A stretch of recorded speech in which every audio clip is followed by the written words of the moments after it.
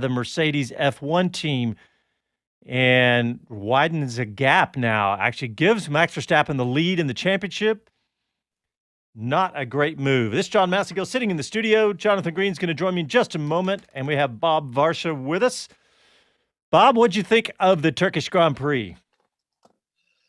Oh my God, I just love races like this with the misting rain, betwixt and between conditions, people having to make decisions. I'll correct you on one thing. Valtteri Bottas did not go flag to flag. He won from pole, but a couple of other drivers had a sniff of the lead, including Charles Leclerc for Ferrari. And I think they come away. It was a good day, but I think they think they could have had more. Just like Lewis Hamilton, who pitted at the wrong time, unlike 2 weeks ago in Russia, where he pitted at exactly the right time to come through to win.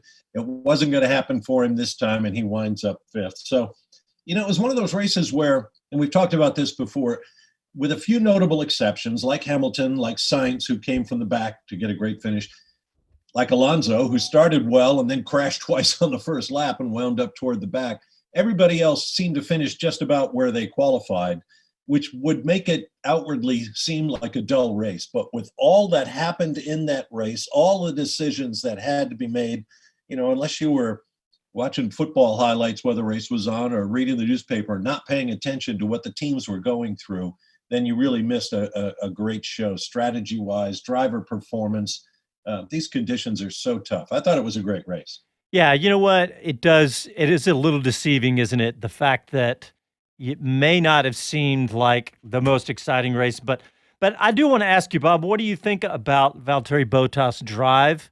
I mean, without too much analysis, you might say, okay, Bottas was on pole and he ended up back winning the race. Maybe he just kind of coasted, but in these conditions, you can't really say that, can you? Oh, absolutely not. I think one of the drivers mentioned it in the post-race interviews. A race like this, where you have one line and you cannot put a wheel wrong or you're going to be off the track and in the fence, it's like having to stare at a spot on the wall without blinking for 2 hours. That's kind of what these drivers go through at, up to 190 miles an hour. I thought Bottas's race was a classic example of what Mercedes values in him. A solid performance. Had Lewis been on his game, didn't get the penalty, didn't have the mistaken strategy, Lewis might have won the race and Bottas would have finished second. But the number 2 guy that Bottas is, whether he likes it or not, has to be there to pick up the points when his team leader can't do it. And that's what he did today in spades. He never put a wheel wrong, as Jenson Button noticed, and just drove a great race. I mean, he's obviously a terrific driver. He's going to move away from the best team in the sport when he leaves Mercedes at the end of the year. But he wants to be a team leader. And maybe at Alfa Romeo, under new management, perhaps in the years to come, Valtteri can be the leader that he wants to be. Mm. Yeah, right from the start. I mean, if you think about it, when Bottas got the job, it was a 1-year contract, and then it was another 1-year contract. And then Toto Wolff's always had Russell on his mind and several other drivers as well. But, I don't think Bottas ever really got, his slippers and his comfy shoes or his pipe out. He never really felt as though he was going to be there long term. And unless Hamilton were to have retired, he was never going to be number one at Mercedes. So, right move for him. And I agree with everything that Bob just said. It's, an accomplished drive by an accomplished driver. Could George Russell do the same? I hate to say it, but yes, I think he could. And he is younger and therefore the future. Yeah. So one argument against that, could George Russell do the same? I don't know. Does he have the temperament? He's going to want to come in and battle. Well, that is the point. No, he's going to be 0.20, as it were. He's going to be better than Bottas because I think he's actually going to challenge Hamilton, as he showed when he got his hands on the car, sort of thing. And so, life goes on, and everybody's looking towards the future now, and the new era of Formula One with the new car. And it's the right time. It's the right time for Bottas, and I think he'll be happy at Alfa Romeo as a team leader. Has he got the personality to lead a team? That's the question. I think so. He's a typical Finn, He's not a Mika Hakkinen Finn, but he's more of a Kimi Finn. And in that he goes about his business quietly. And I think he'll be a very strong guy at Alfa Romeo. Well, let me just say this. The Speed City F1 pre-race show on SiriusXM is brought to you by CrowdStrike. Use the cloud to secure your team in the office, at the track, or anywhere with CrowdStrike at crowdstrike.com/anywhere. Thinking about, well, let me do this. Let me just run down the final classification for the race. It was Bottas for the win, Verstappen in second, Perez on the podium, Leclerc in fourth, Hamilton, Gasly, Norris, Sainz, Stroll, Ocon finishing up the points, Giovinazzi, Raikkonen, Ricciardo in 13th, Tsunoda 14th, Russell, Alonso all the way down 16th, Latifi, Vettel, Schumacher, and Mazepin. And the high hopes for Schumacher that we had did not pan out. But yeah, Jonathan, it was really, considering it was a pretty exciting race. Yeah, it was exciting because we didn't know what the weather would do, and I was surprised at just how wet it remained. Actually, I thought it would dry out. I mean, compared to I've been watching them like everybody else the previous 2 days, where we had sunshine and sort of glorious weather, and then we had wet, but actual rain. So I figured it would dry up, but it didn't. Well, it didn't enough, put it that way. All in all, as Bob says, it was one of those proficient performances where you have to be right. You have to be on it. I love the track. I think it's a great track for racing. I'm delighted, and I'm really impressed with the crowd. Like I said, I've been there, and there was nobody there. And it's a long way. I've driven it. It's a long way out of Istanbul, which is a huge city, mind. But it just shows you the interest in Formula One in Turkey, not a place you'd perhaps associate with racing. They've got some good bike culture now. They've got a few good motorcycle races, but obviously Turkey not known necessarily. You'd think it was one of those races that wouldn't have a lot of interest, and yet the crowd was huge, and it will have been Turkish fans. It's not a place where, international fans would probably choose to go necessarily first off. Mm-hmm. Bob, what did you think about the call at the beginning of the race when Gasly and Alonso came together with a 5-second penalty for Gasly? I thought that was a little harsh, to be honest. Gasly told the team I was sandwiched. And you saw the pictures. He definitely was. He was there between Perez and Alonso on a slick track. So the fact that he had contact to the outside with Alonso, I think, should come as no surprise. Recall that later in the race, there was that great battle through the corners. Oh, no, I'm forgetting who it was. I knew who it was. Hamilton and Leclerc? Yeah, I wrote it down. Yeah. I think it was Hamilton and Leclerc, because that was side by side, no contact. But granted, at a much slower pace than turn one. But it was Hamilton and Perez is who it was. That's who it was. Perez, yes. Yeah. And they said no investigation, nothing needed, perhaps because there was no contact. But, again, I'm really against officials getting involved in the outcome of a race. And the complexion of the race changed so much, not so much for Pierre Gasly, but Fernando Alonso, who then collided later on that lap with Mick Schumacher. And I think that affected Mick's race. I think Schumacher would have been higher had he not perhaps damaged the car. We don't know for sure in that contact with Fernando Alonso, who was the billiard ball on lap one. So, yeah, I thought the call was a little bit harsh. I should point out, I need to unwind something I said before the race about, I thought the pole sitter was going to be driver's left, but instead Valtteri Bottas started on driver's right. Having said that, he nailed the start, kept Verstappen behind him, and again, did everything that Mercedes could have asked him to do. Well, let me give out the phone number in case anybody wants to join the fun, 512-643-5483. We really would like to hear your comments always as listeners. And I do want to talk about, we were supposed to have Kyle Kirkwood. Yeah. And Jonathan, you just got a text from him. I'm very suspicious. Well, yeah, Kyle Kirkwood is the Indy Lights champion with one race to go or two races to go, and he's a good friend of the show. We love having him on because many times, yeah. Yeah, he's been on many times, and I think he's actually been on our Formula One coverage at Austin as well. And we followed his career from year dot, as it were, and it's. I like having him on. A, he's a good talker. B, he talks a good game about racing and knows what he's talking about, obviously. But clearly, he is becoming quite frankly, one of America's best racing drivers in a long, long time. And he's doing it in style. He's won everything he's been in. I mean, Lance Stroll has that reputation that every championship he entered, he won. But did he decimate the competition? Yeah, that's the thing. Like Kirkwood has. Yeah, Kyle Kirkwood has decimated, both in F3, F4, AF 2000, Pro 2000, and now Indy Lights.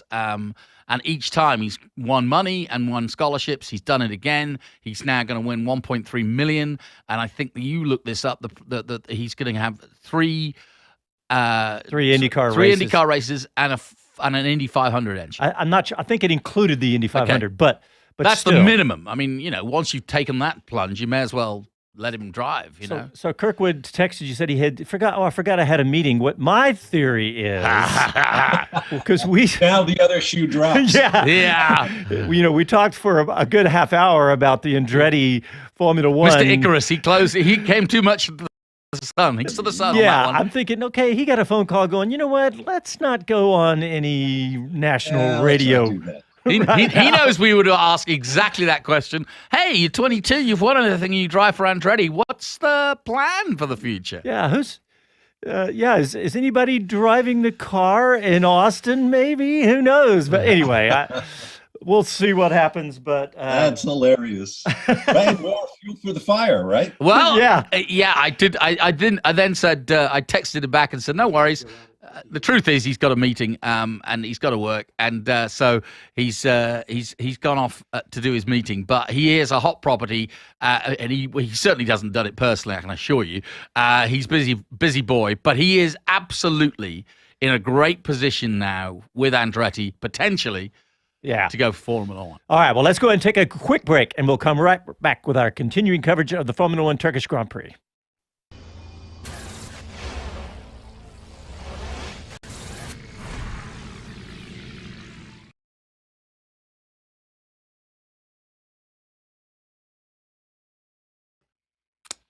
All right, welcome to the show, Gearheads. We just watched Valtteri Bottas win the Formula One Turkish Grand Prix, and it's interesting, we now had a driver championship standings change because of that, and now we're looking at a 6-point lead. Went from a 2-point lead for Lewis Hamilton to now a 6-point lead for Max Verstappen. It's a big turning point too when you consider how many races are left. 6. Where we're going and where Verstappen is on the precipice of it. They really need to have him and Horner need to have some discussions as to how they defend their position, how Perez plays his part, and how they win this title. They're up against very stark odds. Because Bottas has proved today that he's in it to win it, i.e. he's going to be helping Hamilton. So we truly do have a 4-way battle with other players like Norris, like Ricciardo, and a few others who will take points off all of them. But now we've got a straight fight for the USA. You don't need a preview to Austin anymore. It's quite simple. Verstappen has to beat Hamilton. Hamilton has to stay in front of Verstappen, and now it's defense. It really is. There'll be no inside overtakes by Verstappen risking, a penalty and all that sort of stuff. It's now reliability, which is why Mercedes changed their engine. Very conservative thing to do, with the least amount of impact. Mm-hmm. And so now Hamilton. So they've made that move. And they've now got to be really reliable of Red Bull, and Perez has got to step up. Bottas has proved it today. He's ready to help Hamilton. which he will. I think that's the kind of guy he is. He's not going to, cry off and say, well, I'm not part of this team anymore, so I'm not going to make an effort. I think he'll go out on a high, and he's proved it today. Varsha, do you agree with Jonathan Green? I absolutely do. I think the number 2 drivers, if you like, in both teams, Mercedes and Red Bull, are going to be critical almost as much as their team leaders and what they accomplish. And that raises an interesting point. We've talked about it before. Lewis has been in this situation so many times before with the championship at stake. Granted, he's had big leads at some times, but he knows what this crucible is like to be in the running for a world championship and how that changes your race strategy and what risks you're willing to take.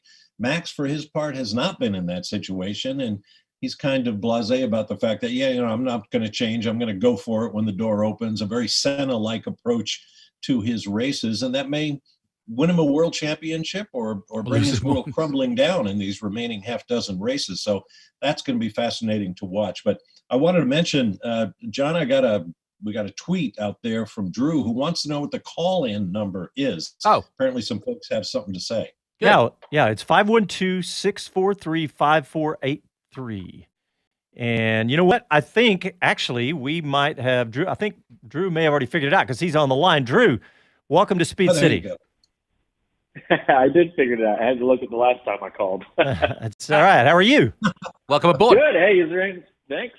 Great show as always. Is there anything better than hearing the Sky Sports announcers talk about Next Up Austin? You stole my thunder because I'm just on the edge of my seat here and I'm excited about this because we're going to be out there. We're going to be doing our pre and post as we normally do, and we're also going to be doing our local play-by-play, and we're really, really excited. Drew, are you going to make it down? Yeah, well, we're going to come for qualifying. We got a six group of gearheads driving up from Houston to watch the race, so we're fired up. We'll bring our camping chairs and be out in the turn 1. You're gonna be turn 1, right? Has to be. Has to be. We'll give you a shout out. There you go. Drew and the posse from Houston. I tell you, I think it's going to be a real festival atmosphere. We just had MotoGP. It was a lot of fun. It was clear blue skies, gorgeous, and we had over 130,000 people over the 3 days. And if my reckoning's right, this is going to be a sellout. This is going to be a huge event. Over, maybe it could be record-breaking numbers. Yeah.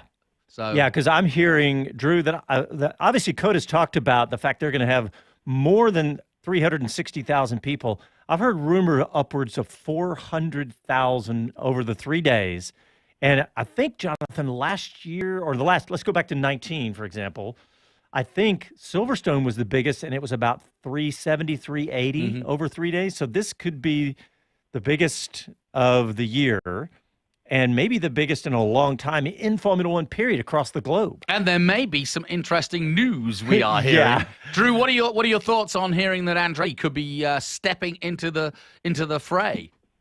Man, it's like you guys teed me up on the producer of what I wanted to talk about. I'm hoping with Andretti, you're very honest, I've been so impressed with kind of Checo Perez in that 2 role, and now we hear rumblings of Andretti coming. I mean, what are the odds of us getting kind of finally a North American-focused team? We're a long way away from maybe an American driver, but to me, whether it's Andretti or Haas, I mean, let's get Perez in that first seat, and then let's start building that driver academy. You're seeing the interest in America, F1 fans, IndyCar is blowing up. NASCAR is leaning into the road course. To me, it seems this is the time is right to build that American presence. I'd love to know what you guys think. Well, let me challenge you on that. Why don't we just throw Bottas, the winner of the Turkish Grand Prix, as your number 1 driver, and you say it's a long way off, but I say Colton Herta back at you, or potentially Kyle Kirkwood, who was going to be our guest. I mean, we got drivers capable, new car. This is a perfect time for a young American driver to get involved for the next 10 years. Bob Varsha, what do you say to Drew's question? Oh, I agree with everything Jonathan just said. The timing is ideal for the team. The timing is ideal to get a young American driver up to speed. Whether Bottas is the perfect mentor, perhaps he could be if he was willing to be. I'm not so sure that's in his wheelhouse, being the taciturn Finn that he is. which I will say because I have a lot of Finnish blood. So, yeah, I mean, it could be a great situation. And if it is Colton Herta, I'd like to say that a real advantage for him will be the steadying hand of his dad, Brian Herta. Yeah. Has brought the kids so far. I remember I saw Colton Herta for the first time as a 13-year-old in one of these, driver scholarship competitions at Virginia International Raceway. And he was clearly years ahead of his age in terms of experience and courage and speed. So I think Colton Herta can do it, but he's going to need the kind of leadership and guidance that his dad can provide off the track, and maybe Valtteri Bottas provides on the track. So, Drew, would you take Bottas instead of Perez? I like the fact that you think Perez would be a good, safe pair of hands, but I mean, I'd rather have anyone besides Bottas. I'm not a fan. No, I like Perez. I mean, even if we looked at like Latifi or somebody, I love the idea of stoking that North American thing and leave those Europeans over there. No, I'm with you. Well, Drew, hey, thanks for calling. Stay on the line because I want to send you a Speed City hat that you can wear to the USGP. Yeah. We'll How about spot that? it in the crowd. Yeah. That's right. Yeah. When you see me waving, you'll know it's me. All right. All right. Thanks a lot for calling, Drew. We got another Texan on the line. We have Jim from Dallas. Hey, Jim, welcome to Speed City. Hey, thanks, guys. Thanks for taking my call. Just a quick comment on the race. It kind of boiled down to strategy with whether or not to pit, making tire changes. Not a lot of passing, but it certainly held my interest given the conditions today. So I thought it was a good race overall. It was great to see Red Bull finish second and third. I'm sure Hamilton's not too happy about the decision to pit. He probably has mixed emotions about his teammate winning, to be honest. I'm not sure he looks favorably on that. But overall, it was a good race. I'm going to read, Jim. I want to read what I wrote this down. I don't think we got the Hamilton radio, but he radioed back and said, "We shouldn't have come in. We shouldn't have come in, man. I told you." And he did not sound happy. Jim, are you? I want to move on and ask you about the United States Grand Prix. Are you getting excited for that? I certainly am. I'm contemplating going down. I currently don't have tickets. Got a couple weeks, obviously, to sort that out. Just if I could, as a quick background, I was somebody who wasn't really into Grand Prix until Drive to Survive came out. I actually went to the first race at Indianapolis, and you have to help me how many years ago. Oh, my God. Yeah, that's a while back. So it was a rainy day, if you recall. I found it quite entertaining with all the prelim races. I found the actual race not that inspiring. If I recall, Schumacher spun out, still managed to win the race. And I kind of walked away with kind of like, hey, this really isn't for me. So I'm kind of came back in with Drive to Survive. Now I'm watching every race. Can't wait for the next season of Drive to Survive. Back to your question. I may make it down to Austin. You just got to see what happens over the next couple of weeks. Well, there's plenty of support this year. The F4 Championship, which I'm involved in. So that is a bunch of young Americans, including one from Austin, Texas. We're going to talk about that. Ryan Sheehan.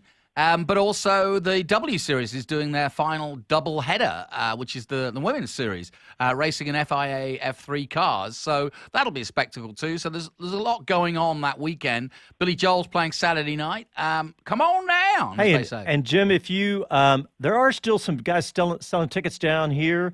If you go to our website and you use the contact form there, just hit us up and we can send you a list of people that have tickets here in Austin. That would be awesome. I really appreciate it. Yeah, that's a good I mean, idea. hey, look, you're in Dallas, man. You're not that far away, and I saw ticket prices spike, but they've come back down a little bit, so it's not completely out of control like it was about 2 weeks ago when they were going for $600-700 a piece. They've come back down, so it's dramatically less than that. Well, I do have the ability to make a last-minute decision, but the one caveat.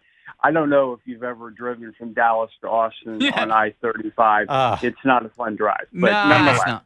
It's an absolutely miserable drive. You're right. It's just I've done it dozens and dozens. I'll of tell you the times. way to go, and I've done it this way. There's a sort of luxury bus. Oh, that's it. With yes. Wi-Fi, drinks, It's toilet. $100. It's $100, It's like and I have to say, it's the most something. pleasant thing I've ever done. Yep. I'll have to look at it. I think I know the company you're referring to. They advertise on the radio quite a bit here. So That's I got plenty of options, and like I said, I got a couple of weeks to figure out what I'm potentially going to do. Thanks a lot for the call, Jim. I bet you'll enjoy Drive to Survive if Andretti's in the middle of it. Yeah. All right, Jim. Thanks a lot for the call. We appreciate it. Yeah. Cool.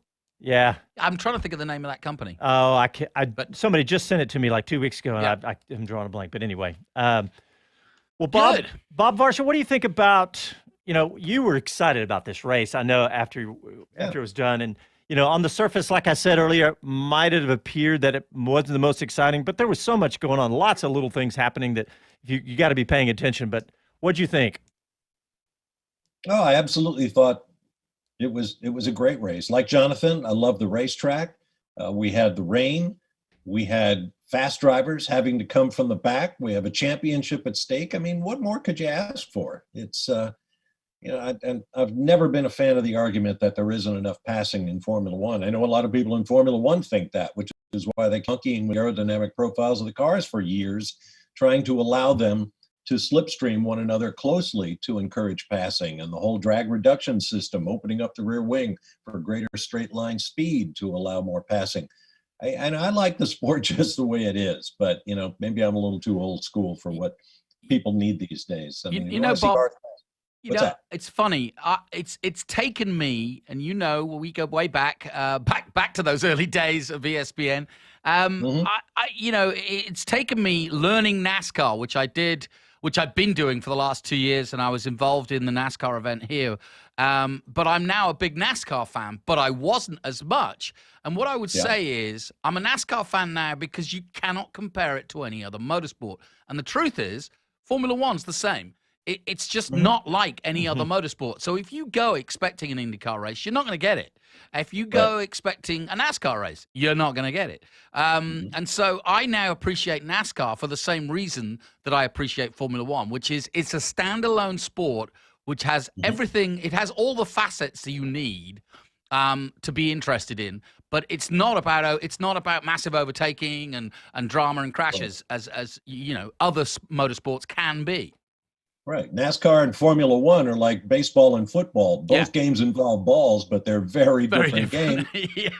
You might say racing involves balls as well as wheels and engines. And Absolutely right. The bigger, the better. Something you don't see in a lot of other sports. That's true. All right, guys, this break, and you're listening to Speed City, and we'll be back after these messages.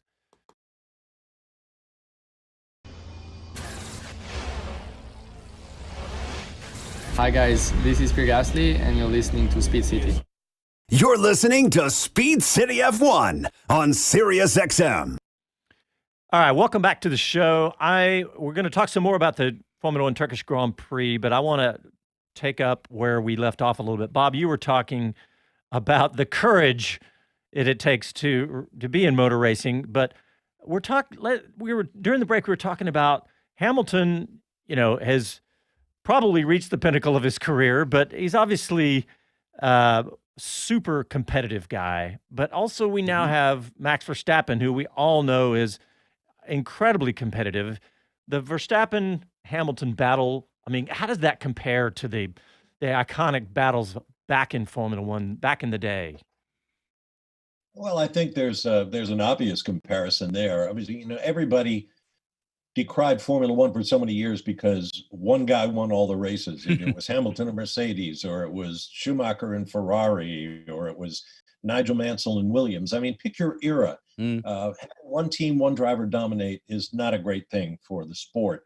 But when we got those great battles, whether it was Senna and Prost or Senna and the young Michael Schumacher, that was a battle we were deprived of. I mean, when I got involved in Formula One in the late 80s, up front you had Nelson Piquet and Nigel Mansell and Alain Prost and Ayrton Senna. That was just a cornucopia of super talented guys in competitive cars, and Formula One was a lot of fun then.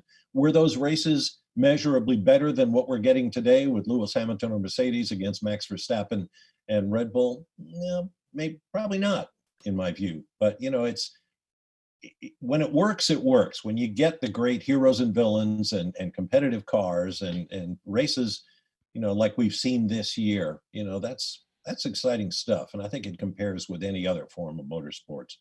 And what I like about, what I like about this compared to, let's say, Rosberg, Hamilton always had the beating of Rosberg, and Rosberg, had to. It was a lucky win, and I don't mean, but I mean Hamilton. Verstappen's a very, very different prospect, as we've seen already this year, and it's been proved out. He will not back down. He is willing to crash, or at least he's willing to hold his line. But he's also a fair racer. I'm not criticizing him like that. I mean, to be honest, I think Senna probably tried some moves that are far harder than Verstappen.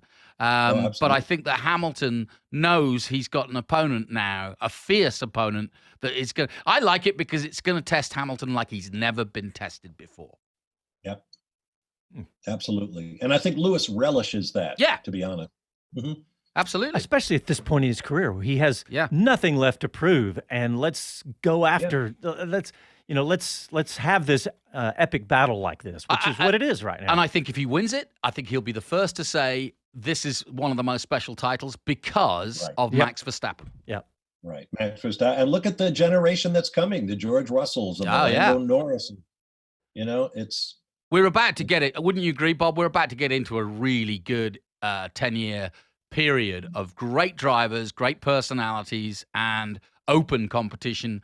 And I think Hamilton's footnote will, if he hangs it up soon, it'll be the post-Hamilton era where Norris is winning, Ricciardo's winning, Leclerc's winning, and like you say, Russell's winning. Yeah, and Russell. Absolutely. Yeah, and the key in that formula, I think you're right about the talent that's coming up and what we'll see in the decade to come. Hopefully, the new formula that we'll see next year will allow for more competition between more teams, more cars, that sort of thing, to allow these incredibly talented athletes to show what they really can do. Well, let's pivot back to today's race because I want to get y'all's take on a couple things I wrote down. One, how about the decision, Bob Varsha, to go for Vettel to switch to medium slicks? Oh, boy. Yeah, disaster. I don't know where that came from. When we saw him, or actually when David Croft mentioned that Sebastian has pitted and he's going out on medium slicks, I thought, what? and we saw what we saw. I mean, that message on the radio from Vettel about halfway around the lap said, this isn't working. Yeah. And then he almost crashed getting back into the pits to get back on the inters. It took him, he went sideways, twice on the turn into pit road. I was like, oh my gosh, he's not even going to be able to get back in to get new tires. That was desperate. And, I wonder if that says something. And I meant to talk about this in our pre-race show about where Vettel and Stroll are qualifying. Lance Stroll was on pole for this race a year ago, again, in very mixed conditions. I mean, he did a great job and was very lucky as the way the chips fell. But I've got a secret theory about what's going on at Aston Martin. Lance Stroll's dad, the primary mover in that team, Lawrence Stroll, if you watch the Drive to Survive series, is a very intimidating, very demanding figure. Yep. And, I wonder if that's not upsetting the chemistry in that team a little bit, both on the engineering side, on the pit wall, and among the two drivers.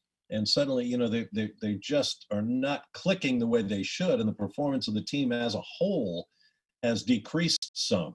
I may be completely whistling past the graveyard on this, but I think what's happened at Aston Martin this year is interesting. Yeah, I think you're right. I think you're spot on because if you look behind the scenes and the Drive to Survive actually plays it out. But, Stroll has invested heavily now in making Aston Martin no longer a mid-table team, but a top four team, and that's his expectations. Yeah. He expects now to finish in the top four, and the investment he's making is of a top four attitude, if you will. In other words, he's given them the infrastructure. He's building a brand new factory for them at huge cost with, simulators, with wind tunnels, all the rest of it. So if if Vettel is not competing, now his son, I've always said this since his son's been involved in the team, which is he's a businessman and a damn good one.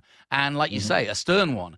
And I don't think he would give a jot about getting his kid out of that team if he was not performing.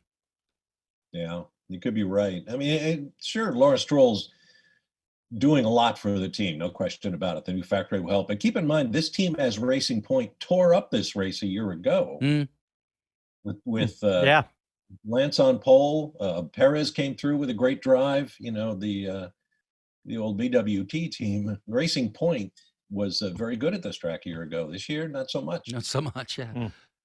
Interesting. Let's talk about some of the radio transmissions that I wrote down, because some of them were quite hilarious. Like it was Leclerc he was leading the race, right? Yeah. And I'm going to paraphrase, but he basically said, "So I'm leading the race, and if nobody passes me, do I still win?" That was a paraphrase. It wasn't quite like that. I made it a little more comedic, but essentially that's what he said. But Bob, how many times did Hamilton come on and ask what his position was? Well, I heard him distinctly ask it once, what position am I in? And I think, truth be told, if we could hear from every driver during the course of the race, I'll bet that happens a lot. What position am I in? Because that enters into your calculations based on the interval and your lap time. When am I going to pit? Who's around me? And that's a big part of a racer's armory. I remember Martin Brundle saying that the thing about Michael Schumacher, his teammate with the Benetton team at one time, that just amazed Martin, was that Schumacher could drive at 10/10 and still be able to separate his brain and spend most of his time thinking about what everybody else was doing and how that impacted what he was doing. And Martin said most guys drive at about 85% focusing on themselves and 15% on the way the race is unfolding. He said Schumacher was more like 60% himself and 40% thinking about what everybody else was doing and how he could use that to his advantage. So it's a part of the race we don't know an awful lot about. We don't get a lot of information on. But when a driver says, "Where am I?" You know that he's really busy with the job at hand. Leclerc reminds me a little bit of Schumacher's attitude in terms of his confidence, his inner confidence. In free practice, I love one of his radio transmissions. They said, "We need you to go +1 on the brake bias." And he goes, "I do not agree with that simulation. I'm driving the car," basically, Yep. and it was so terse that you expected the team to go, "Well, all right, we might as well take a lunch break," because he's whatever He's input we're going to give him, he's going to ignore it. Yeah. Well, not ignore it. He wasn't being rude. He was just saying, "No, from here, I've got a better view of the situation, and here's how I see it." Okay, so what about the Ferrari's decision with Leclerc? He said, "Can I stay out here with these tires for the same tires? Can I finish the race at the tires I started?" And they were saying yes. But obviously it was an error. I mean, another strategic mistake. I mean, if Mercedes can make one today, then I give anybody the chance to make one. But and Ferrari, let's face it, they couldn't get it out of their own way a couple of years ago. Yeah. Even when Vettel's last year was a catastrophe, both from his part and the team's part. They couldn't help him, and he couldn't help himself. And so I think that I'm really serious. I think Leclerc is aware of that. Yeah, good point. What were you going to say, Bob? Well, it's part of what makes this sport so fascinating. If you parse what Ferrari and Leclerc were saying to each other, if Leclerc was asking, "Will these tires last to the end?" and the team says, "Yes, they will," they didn't discuss what the impact would be on his lap time and what the drivers around him had done. And, did so-and-so behind you change to fresh enters and now he's shutting you down like a locomotive? There's the big picture to think about. Once again, just asking, "Will these tires go to the end?" That's a yes or no question. But if you ask, what's my situation vis-a-vis, my declining lap time and the number of laps remaining and who else is doing what on the track, I mean, that's the kind of stuff these teams have to think about. Jenson Button talked about it during the race. He said they have these elaborate computers. I think he was talking about Mercedes at the time. He said, we plug in the number and the computer says, here's where you're going to finish, based on that snapshot of lap time and tire drag and, rain and all the other factors. But ultimately, it's the guy, the nut behind the wheel, as they say, the driver who has to decide, I'm confident, I've got grip, I've got lap time. It's all part of the fun.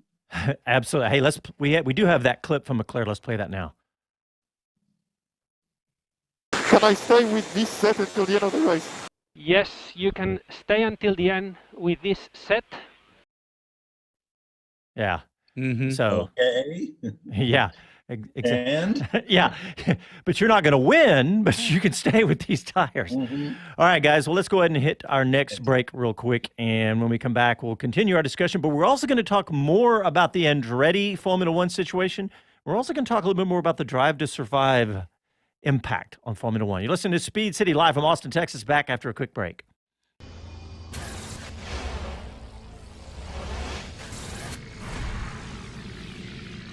Hi, this is Gene Haas, and this is Speed City. You're listening to Speed City F1 on Sirius XM. The Speed City F1 post-race show on Sirius XM is brought to you by CrowdStrike. Has your workforce moved from the office to the home or to the garage, or maybe a rented cabin with open Wi-Fi? If your company has expanded outside the office and moved all your applications to the cloud, there's a whole new world of threats you have to worry about, including ransomware. CrowdStrike revolutionized security by harnessing the speed and power of the cloud to identify and stop the most advanced cyber attacks, even those that have never been seen before. So now you can work securely anywhere. Try CrowdStrike Falcon free today and protect your data and employees anywhere. Welcome to Anywhere. CrowdStrike, we stop breaches. Access the CrowdStrike Falcon platform free at crowdstrike.com/anywhere. Well, gentlemen, I want to talk a little bit more about the Turkish Grand Prix because, Bob, you said something. We were talking about the decisions, and we talked earlier about Hamilton, about how he was complaining on the radio, but it's been so rare that we see Mercedes make a mistake, and they did it today, and they ended up swapping the championship lead of Hamilton to Verstappen, and now he's got a 6-point lead. What do you think happened today? And you were talking about the computers, was it the computers? What happened? In the big picture, Lewis doesn't have an awful lot to complain about because recall 2 weeks ago in Sochi, they told him to come in, and that was the move that won him the race. He didn't want to come in, just as the guy ahead of him on the road, Lando Norris, didn't want to come in, didn't come in. Hamilton did, shut him down, and won the race by almost a minute. This time they wanted Lewis to come in earlier, and I'd love to see the simulations as to what would have happened had Lewis come in earlier and gotten on a fresh set of entries. He would have come out behind Perez again, and Perez is always a difficult man to pass, and they didn't want to assure themselves of losing those championship points to Red Bull. But, it might have been a different race for Lewis if he had pitted. So the fact that they decided not to pit and he didn't have it at the end, or they didn't decide to pit until, it was too late to make as big a difference as they would have liked. Fortunes of war, you do the best you can. And that's why computers are not always right. They're an element of the solution you want. They're a component. They are not the whole story. And ultimately, as Jenson Button said, it comes down to the guy who's driving the car, what he thinks he can do based on what he's got. Yeah, that's the beauty of the sport, isn't it? Mm-hmm. At the end of the day, it's down to one human with, wet gloves and, an attitude. Among other humans, yeah. It's a team sport in so many ways. I'm seeing an interesting strategy call that did pay off today. Did you guys notice that the Alpine team said, I didn't hear the radio, but Ocon stayed out and did not pit stop at all today and came into the points in 10th. Huh. So there you go. It was doable. Yeah, it was a viable strategy. Yeah. Mm-hmm. Yeah. And I was going to say, I was like, wait, he's compared to his teammate Alonso, but you can't because Alonso had a crazy first lap bouncing off everybody. But yeah, I thought that was, I thought it was interesting that could happen today at all. And I think they said the last time a driver had gone an entire race was Lewis Hamilton. What was it? 2016, I think they said. So 16 or 17. yeah, Mhm. something like that. But well, before I move on, anything else you guys want to talk about at today's race? Because I want to touch on the Andretti thing. I want to talk about Drive to Survive because of what our caller said. Mhm. Anything else from today's race that either one of you guys want to touch on? Nope. Well, in short, despite the conditions and that crazy first lap, nobody retired from this race, which That's I found amazing. amazing. that is an interesting stat. I hadn't thought about that. Didn't lose a single car, which makes life so much tougher in this sport. I mean, just a couple of decades ago, you'd guaranteed to lose 4, 5, 6 cars in a race. Not anymore. You know, before we move on, that reminds me, Bob. My eyeballs went to the bottom looking to confirm that, and I see Mazepin down there. Did you guys see Mazepin's move? His poorer decision to the blue flags came, but Lewis, yeah, he was blocking Lewis. He went right into the race line. Yep. Yeah, he's learning on the fly, I'm afraid. Yep. Well, I want to talk about Drive to Survive. I know we've talked about this a lot, but the anecdotal evidence that we have seen on the show this year, callers from all over the United States, and to a man, almost. Yeah, not quite, but a very large percentage of the people that are new fans said they came from Drive to Survive, just like Jim from Dallas today. They said it, and I mean, I remember I pulled some clips and I sent them to Chase Carey last year because we had so many people calling and saying that. I was like, I think we had one show where we had like 11 callers and like 6 of them called because they were excited about Drive to Survive. Pretty impressive. And in fact, I read a survey this week. Sorry, I say a survey, but there was a effectively, it was interesting enough, it was NBC News that put this out that said between 2019 and 2021, viewership of Formula One in this country has grown 39% and has compared that growth to soccer in this country and said it outweighs the way soccer grew in the last few years, and the percentage-wise, it's higher. I thought I had seen as high as 50%, but it's obviously a dynamic number moving up and down as the races go on. And as I said in the pre-show, that has also led to speculation because of the success of that. They also had a documentary on Jordan. They're doing one on Bubba Wallace, by the way. Shout out to Bubba. Yeah, nice. He winning in Talladega. That's Love awesome. it. Yeah. So he's going to have a docuseries. So, this whole Hard Knocks and all the rest of it, it's a very popular genre, if you will, of reality sport. But the Drive to Survive is the most successful, and that's led to rumors that Netflix would be interested in buying the rights or to show maybe either the over-the-top offering that Formula One offers, or actually being the provider of live Formula One races when the contract with ESPN ends in 2022. That said, ESPN also are looking at these figures going, no, we want to keep it. So it's going to become a really good hot potato soon. Wow. And in that regard, the last ESPN contract, they got 2 years basically for free from Formula One because there were no other takers among network television. ESPN took it for free. Then the contract came up. They had competition from Fox. Fox wanted it back. That's right. ESPN outbid them. So they're spending money now. Mm-hmm. And yet they're not, they're seemingly not spending hard cash because while they've got mother's polish, they're not building like an NBC did, or even yourself at Speed and Fox, Bob, and doing studios and analysis. So that's still to come. But then again, it's hard to argue with the offering that Sky gives, which is pretty proficient and with 3 world champions and all the rest of it. It's hard to beat that, isn't it? Yes, it is. Well, I'll tell you what, from personal experience, yesterday, the Formula One app, the Formula One F1 TV OTT app, they need some help from either Amazon or Netflix or somebody because I struggle with it again, and I hear people struggle with it all the time, and they work.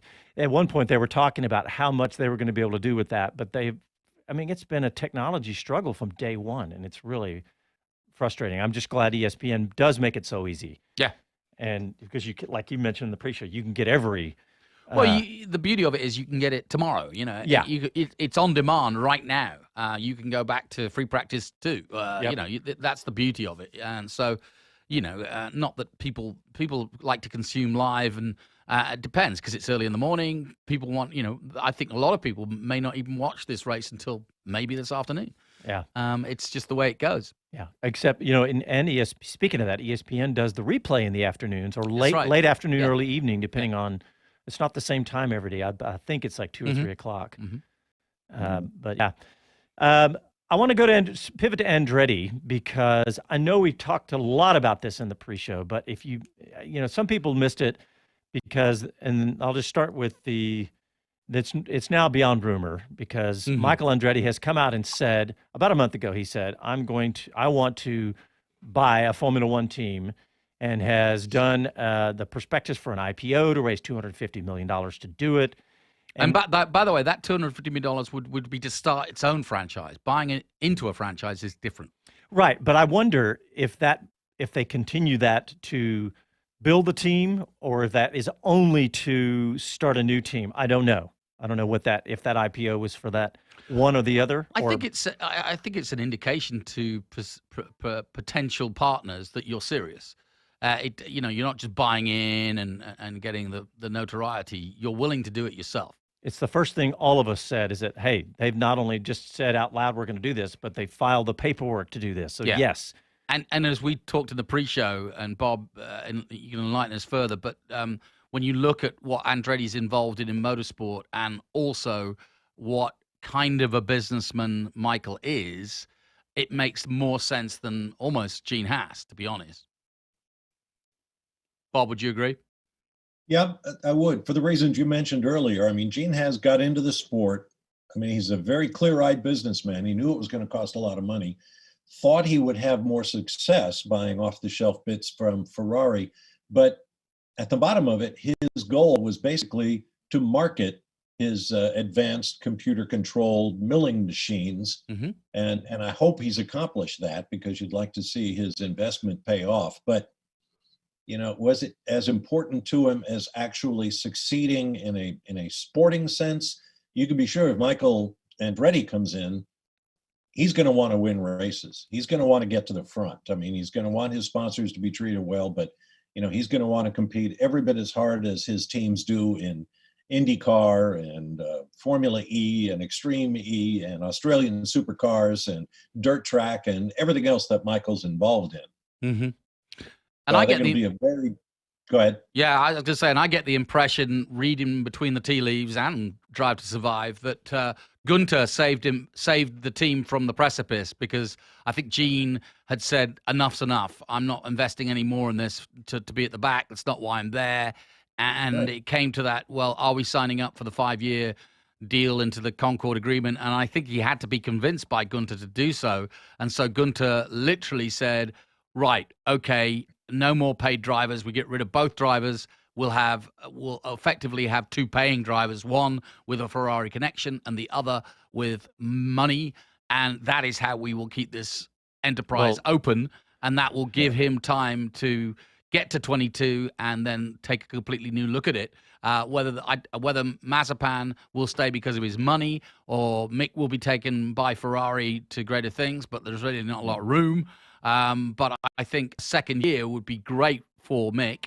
And I don't know about Mazepin. I don't think he's done enough. And I would say bringing in a more experienced driver now to help Mazepin, to help Mick, might be the wiser idea. And there is a plethora of good drivers out there that are capable, from Kvyat to, you name it. And Gunther told us, he came on our show and said, Gene said, go find some money. Yes. If you want to continue this, go find some money. And they did it. So better for better for worse, that's Formula One, and that's a lot of motorsport and anyway. That's the reason you're not going to see Nikita Mazepin go away, because of that golden chain that that ties him to the team. Yeah, Maldonado was very similar at Williams. He never really. I think he won the Spanish Grand Prix. Yeah, he won one Grand Prix. I remember that. Yeah, he won in Barcelona. There you go. And he never really did a great deal. in Formula One, but he brought 30 million each year. So Yeah. And Mazepin was a good driver in Formula 2. Yeah. And he's just not showing much at all right now. It's discouraging. But he wouldn't be the first to start off rocky and get better. no, but as we've seen in the past, whether it be Damon Hill going to Jordan, or whether it be other drivers, when you're not got the tools to do the job, you just cannot shine. Yeah. The way, I mean, Hill's example is a good one, because he went from being world champion to driving a Jordan, and he did get it to some success. But boy, did they have to wrangle that. Well, with regard to the whole Haas situation, lest we send any listeners away thinking, oh my God, is Haas, in a crisis again? Are they going to go away? They have signed up. They have signed the Concord Agreement. They're in for the coming years. And a lot of that is for the same reasons that Michael Andretti sees this as an opportunity, because you're going to have a totally new car next year, which could be a lot better than the one you've got. You've got the financial cap, which is 145 million this year, drops to 140 million next year, I guess. You've got a new engine coming down the road.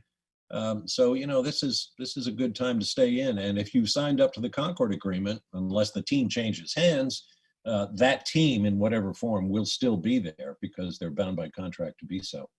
Well, we got to take a break, but I think I'll end this segment and discussion with, it doesn't look like that it's just a rumor. It really looks more like a matter of when than if with Andretti. It's what it feels like. That's not a guarantee, but that's what it feels like right now. And it throws everything up in the air. It really does. It'll create an interest in the 2022 season like no other. And it's also creating interest in the Formula One United States Grand Prix in 2 weeks like no other, because every rumor that we're hearing says, put your eyeballs and ears on Austin, because, we're hearing all sorts of crazy rumors about what could happen in Austin. So make sure, if you're going to go, get your tickets now, but otherwise stay tuned to Speed City and we'll keep you up to date. All right, we're going to take a break. And when we come back, we'll continue our discussion. Listen to Speed City live from Austin, Texas, back after these messages.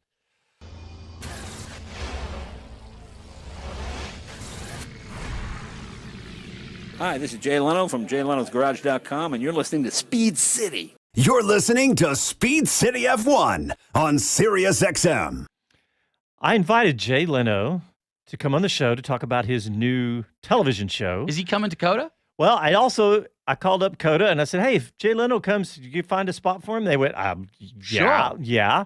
But I haven't heard back. I did hear back from Leno's folks, and they said, maybe sometime in October. And I'm like, well, guys, you need to look at the schedule, because we're coming up. But there's only one race. Yeah. You know what? Going back to the viewing figures again, and the sort of the interest, I went out with a young couple just getting married next year for lunch, friends of my father's, and it was really interesting how the conversation went. Yeah, you're involved in racing. I really want. He's a wealthy guy. I really want to go racing, And his wife then turned around and goes, "We love Formula One.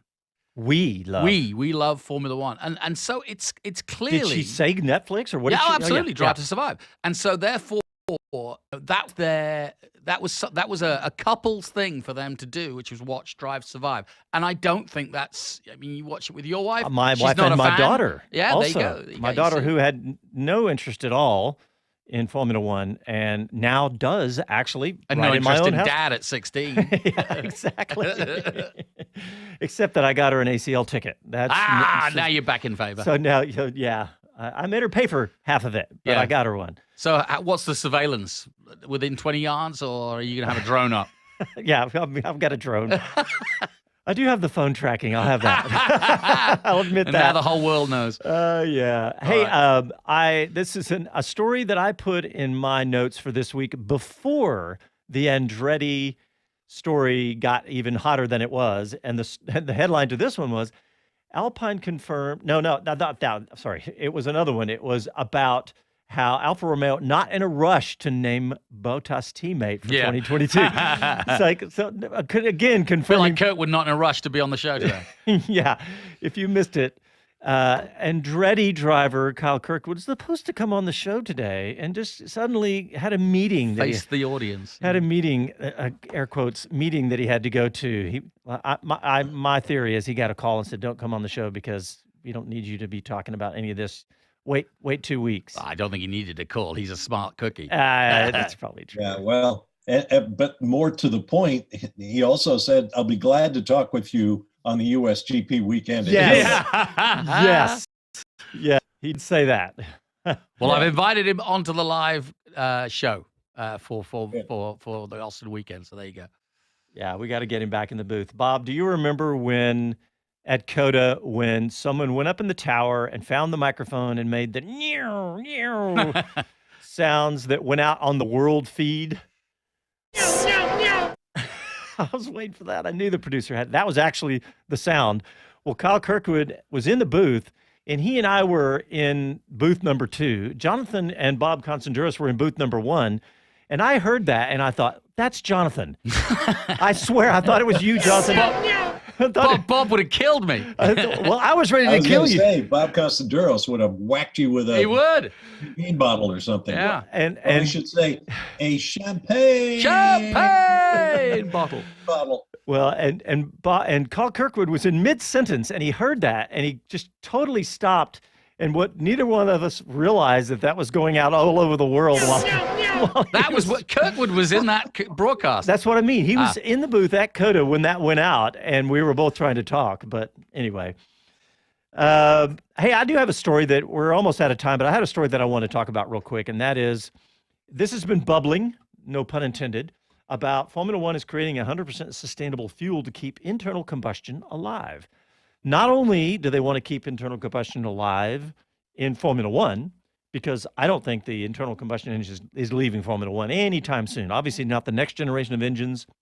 Not if a Gagas have anything to do with it. But also that this opens the door for, too bad Les Kaiser had to leave for an event here in Austin, because it opens the door for Porsche to enter into the Formula One manufacturer, engine builder realm, because they've long been talking about interest in synthetic fuels, and it's interesting what they're talking about is they're talking about a carbon neutral, because a synthetic fuel will release hydrocarbons, right? But what they're talking about, the way they build it, is they pull hydrocarbons out of the existing atmosphere, put them into the fuel, and then release them back into the atmosphere. So it's neutral. But yeah, that's what they mean when they say net zero carbon emissions. Right. Okay. Yep. We take some in, we send some out. We don't create any from scratch. It's interesting.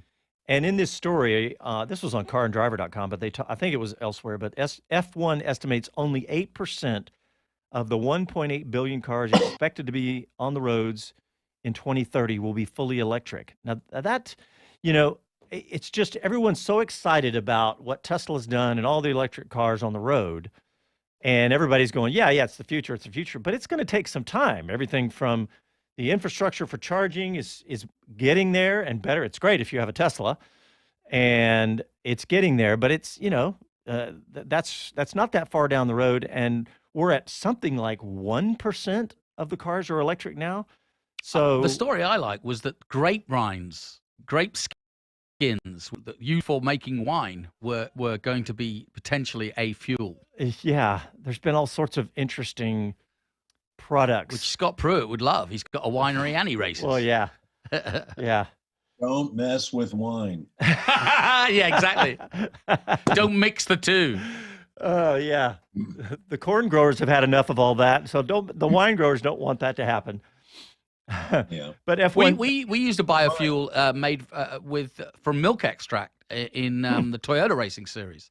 So this is not a new thing, and that's something we've been doing for 10 years. Yeah. That was something that Toyota sort of pioneered down in New Zealand, and to much effect. So I think we will now start to see not the lack of combustion, but the way, as you say, more fuel types and ways of creating that either zero carbon or actually just more innovative ideas of what to use. Yeah, they say that fuel could come from municipal waste or non-food biomass, such as algae or agricultural waste. So all sorts of different. Yeah, well, it's the milk. It's the agricultural milk waste that they then turn into a fuel.